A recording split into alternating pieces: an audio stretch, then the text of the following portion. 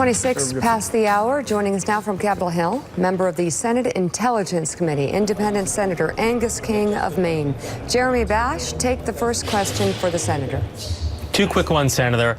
Did Jared Kushner provide documents to the committee before you interviewed him? Were the documents from the White House and the Trump Organization? And second is, did he claim that he did not know that the Russian government was trying to interfere in the 2016 election? Or did he say, I just had no idea about that?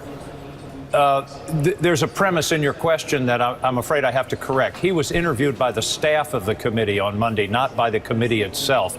And I haven't, between being on the floor with healthcare for the last 2 days, I haven't really had a chance to sit down and look at the transcript. So I'm afraid I can't illuminate any of that. This was a preliminary interview by the staff, and that's the way we're conducting this. The staff is talking to witnesses. I think we're up to 25 or 30 witnesses at this point, and then we'll go back, review the transcripts, and then take it from there. It's a more efficient process and will enable us to get better questions, frankly, in the end. So I really can't answer your questions.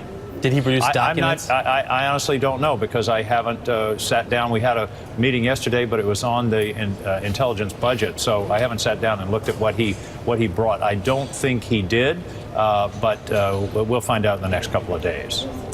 Jeremy Peters. Senator, good morning. Listening to you, some of your Democratic colleagues describe their utter disbelief at the way that Donald Trump has treated Jeff Sessions lately. You would think that Jeff Sessions was considered by them to be some kind of lion of the Senate, when in fact we know that nothing could be further from the truth, given how rough his confirmation process is going here. But I'd like to just hear you talk generally about the law here and what role the Attorney General is supposed to play vis-a-vis the Justice Department and the President of the United States, and what maybe Donald Trump doesn't quite understand about that. Well, I think the first thing to understand is that when you take the oath in this country, your oath is to the Constitution. You don't say, I promise to be loyal and support the President of the United States. It's to the Constitution of the United States. That's number one. And number two, the Justice Department regulations, which predate Jeff Sessions or Donald Trump, Section 2, subsection C, talks specifically about the situation that Jeff Sessions found himself in. It says a Justice Department employee, not only Attorney General, but all the way down to anybody in the department, cannot participate in an investigation of a campaign in which they were active. And certainly everybody knows Jeff Sessions was active in the Trump campaign. He had no choice but to recuse himself. And I don't really understand why the president keeps going after him on this. Rudolph Giuliani 2 days ago said Jeff Sessions made the right decision. He had to make that decision to recuse himself. It was the right thing to do under the law and the regulations as they exist. The problem is, what we're seeing and sort of feeling is that getting rid of Jeff Sessions is a step toward getting rid of Bob Mueller. I think that seems to be the ultimate goal here, and that would be very damaging to the country, to the interests of the country in getting to the bottom of this, and to the president, particularly if he doesn't have anything to hide, which he keeps saying. Yeah, it makes sense. Senator Philip Bump from the Washington Post. So you raise a good point about Mueller, and I think it's important to remember we've seen in recent weeks a breakdown of norms, not only in the presidency, but in the Senate itself. And so I have to ask, if the president does do something as extreme as fire Bob Mueller, how confident are you, A, that the Senate and or House can get to the bottom of what actually happened with Russian meddling, and B, how confident are you that your Republican colleagues are actually going to hold the president to account?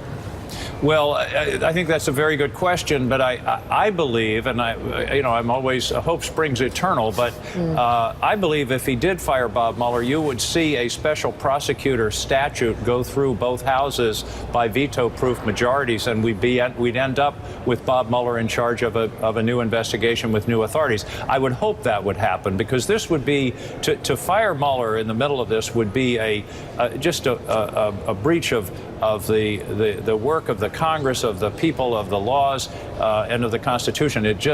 No man is above the law. No person is above the law, including the President of the United States. And so that would be one solution. The other is for us to redouble our efforts in the intelligence committees to try to get through this. But we have a different role. Our role is fact-finding what happened in 2016. How do we prevent it from happening in the future? Mueller's role, the FBI role, is were their laws broken? And those are not entirely the same, so we need that FBI investigation. Joe. Senator King, Joe Scarborough here. I wanted to ask you what your thoughts were yesterday seeing John McCain go back onto the House floor, deliver the type of speech that he delivered, which I'm sure is probably extraordinarily popular, those sentiments in your home state of Maine. And also his call and his repeated call for the United States Senate to return to regular order and take up a health care bill that's going to impact all Americans and 1/6 of our economy by starting in the committee and doing it the way the Constitution intended. What a radical idea, with hearings and witnesses and information and contrary views and amendments. I mean, it was a startling concept. No, of course, he was absolutely right. And Joe, you know how this place works. One of the special things about that moment yesterday was all the senators were in their seats and heard John McCain's speech. Normally, what passes for debate around here is going down and making a brilliant 5-minute speech, but there's nobody there to hear it.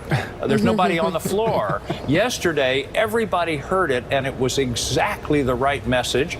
And he knows of which he speaks, because 2 weeks ago in the Armed Services Committee, we went through regular order. We had a markup. We had 270-something amendments. We compromised some. We took some by unanimous consent. But we had roll call votes, and here's what I thought, and I was sort of taking notes at the time. There wasn't a single party line vote in the Armed Services Committee on an amendment. And then we passed the bill out unanimously. That's the way the process is supposed to work, and McCain knows it can work that way. All right, Senator Angus King, thank you so much for being on the show this morning. Jeremy Bash, thank you as well. And coming up,